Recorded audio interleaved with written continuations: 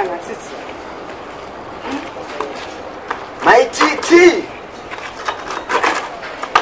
Ah. Kochi neme. Skimbolim. Kochi. Uri sei? Hapana zozaza musizwa mushe. Ah, zvinakumira mushe. Samsati mudira mbura. Kochi. Zvakaoma. I'm in shock. What happened? Ah, Mwari hana tsitsi. Haukuziva zvakaitika? Chii my titi? Ngokunda chii? Skimbo.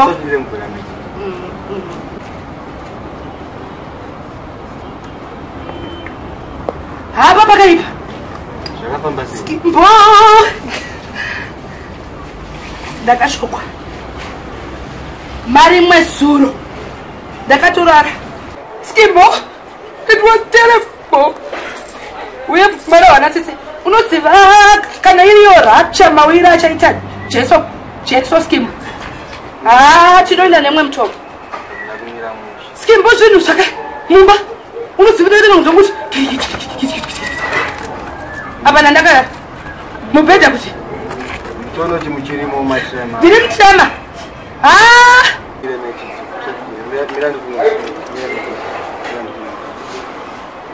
Manje maiti tikandayo zvitora mari kapa manje. Skimbo denga rakadengenyeka. Ndakazombobatira paheadboard. Pawoodboard yangu. Skimbo likati Mwari ndakaimba rwiyo.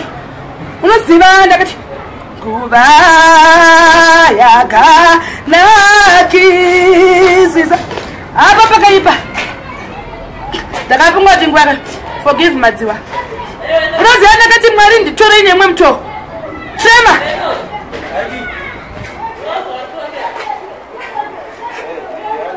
Andini kuti uri Skimbo rimere mazemo maza. Mwari vanondichikidzireko kudai Skimbo ndakati Mwari vakuuya ine. Zvisi chakapona zvedu. Trema ndidaleko Skimbo ndati. Tapera maiti sorry. Soyumwa. Mari njazvani. Asi kupatsa kana uchikasati yaitakaroone Trema ini Skimbo. Ndakati rapture yasvika ini Skimbo ini Trema ini Skimbo.